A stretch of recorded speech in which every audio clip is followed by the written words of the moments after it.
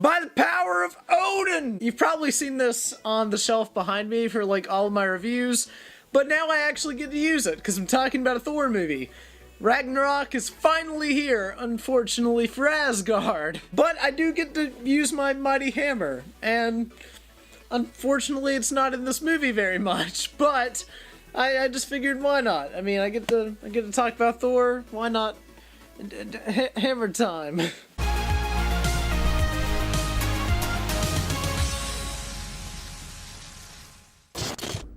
What's up guys, I'm Jacob Suggs, and yes, I'm going to be holding this for the rest of the review because I'm talking about Thor. Like I said, I don't get to do this often, and I like the character, so why not? Quality jokes! And this year has been a fantastic year for superhero movies. Literally every superhero movie this year has hit me on one level or another and brought something completely new that I wasn't expecting and just hit me on all the right levels, and I've loved pretty much all of them. I loved Logan, I loved Wonder Woman, I loved Guardians, I loved Spider-Man. I really liked Thor Ragnarok. I can't say that I loved Thor Ragnarok, but I can say that I thought it was a really good movie with really good things, but it did have some issues. That being said, Thor Ragnarok is directed by Taika Watiti, a director that I really like. I'm a massive Flight of the Conchords fan.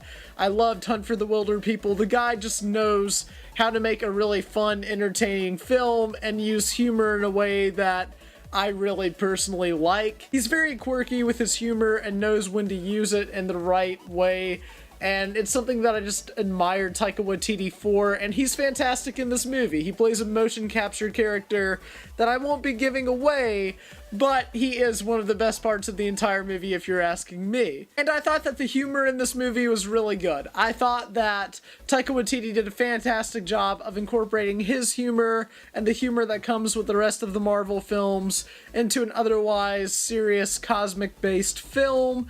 And it did help the film stand out because there were a lot of moments in this movie to where I could not help myself from just completely busting out laughing, and that's always a good sign. The film is very colorful and bright and exciting and fun and humorous and cosmic, and it literally feels, and I know I'm not the only person that said this, like another Guardians of the Galaxy movie. It feels like they were trying to incorporate those elements into a Thor film, and sometimes it works. Other times, it doesn't work. I loved all the stuff they did with the characters in this movie. I love what they did with the character of Thor in this film and how he's kind of becoming this gladiator in this like cosmic world that he's caught up in. And what they do with characters that we already know like Loki and Odin.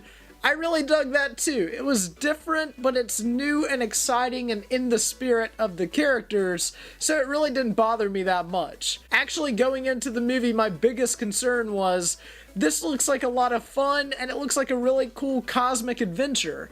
The problem is that the movie's called Thor Ragnarok, and Ragnarok means, as stated by Kevin Feige himself, the end of the world, the end of all things, and just the apocalypse for Asgard. Yeah, if you didn't know what Ragnarok was, basically it's this giant apocalypse. And if you didn't know what Ragnarok meant, yeah, it basically means an all-out hellish apocalypse coming for Asgard. They can't avoid it, so they just kind of have to deal with it and accept their impending doom.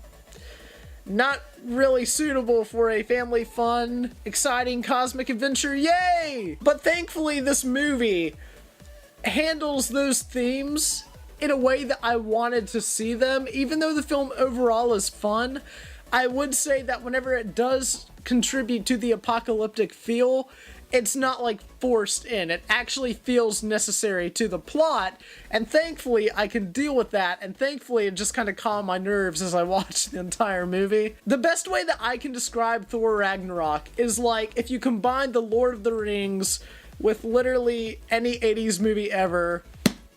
Thor Ragnarok. Sometimes this absolutely works, namely in the environments that the world in the film kind of creates. Those are great. I love the characters that the film includes and introduces. The soundtrack is actually really good, and considering this is a Marvel film and most have bad to mediocre soundtracks, it's actually kind of a breath of fresh air to say that yeah, the soundtrack's actually pretty great. However, sometimes the 80s style mixed with the Thor mythology just did not mix at all for me. And unfortunately, it kind of leads me into the biggest problems of this movie. The biggest issue that I have with Thor Ragnarok, and that many are having with this movie, is that the pacing of the movie feels out of place sometimes. We have Hela attacking Asgard, and she's a great villain, by the way, liked her a lot. Cate Blanchett just absolutely killed it. But we have Hela attacking Asgard, we have Thor trying to get back to Asgard, we have the Hulk and Bruce Banner being entangled with this whole cosmic gladiator thing, we have Odin and trying to find Odin. There's a lot of stuff going on in this movie, and there's no denying that. Unfortunately, that means that the pacing of the movie is kind of jumbled at times. One minute we're here, the next minute we're there, and although most of the time I would argue it does connect the dots fairly simply and fairly well, unfortunately, there are times to where I have to remind myself where we are in the movie and how we got to this specific point. But I think that it does handle that fairly well for the most part, but I can't deny that there were a few times where I was just scratching my head wondering where exactly we were in the cosmos. But let's talk about the action, because I want to talk about the fantastic cinematography in this movie. It's something that not the average person is going to get pick up on. However, for someone like me that absolutely loves films and how they're made and stuff like that, there's some amazing cinematography in this movie that I absolutely adored. There's a shot in this movie where Thor throws the hammer, and it's literally a tracking shot on the hammer as the hammer flies through and kills like all of these people. It was awesome. I loved it, and it just makes me wonder, why haven't they been doing that with the hammer? Or Mjolnir, I'm afraid I can't say it right. It's just a small insecurity. There's one particular shot in this movie of Valkyrie, and the rest of the Valkyries, they never really give her a specific name, so I'm just gonna call her Valkyrie. It's a shot of when Valkyrie is trying to attack Hela in the past. Man, that shot is amazing, and I can't deny that. It's in the trailer for a little bit, but that whole sequence was just absolutely phenomenal, and I loved every little bit about it. And yes, although Thor does not have his hammer in the movie, I feel like it makes things interesting because you get to see what Thor would be like if he didn't have his mighty hammer. If he doesn't have this, what is he without it?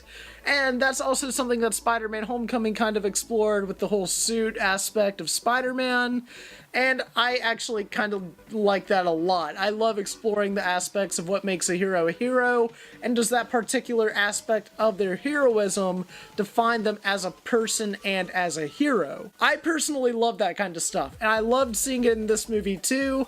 I felt like it was handled very well, and I just like this movie quite a bit. I didn't have a problem with any of the character stuff in this movie. I didn't have a problem with any of the plot in this movie. I didn't have a problem with any of the action scene and fun scenes in this movie.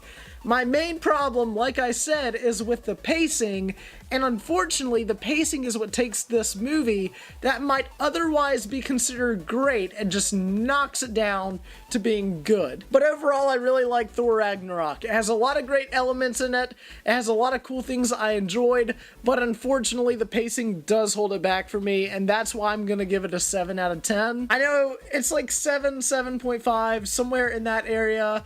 It's a good, fun movie. It's not a great, amazing, groundbreaking film, but it is a really fun, good movie, and for the character of Thor, I feel like that's what he needed after the bleak, dull, boring mess that was the Dark World. So what did you think of Thor Ragnarok? Did you like it? Did you not like it? Let me know down in the comments below. And as always, I'm Frame by Frame. Remember the name. Please like, comment, and subscribe, and I'll see you guys in the next video. Bye, guys.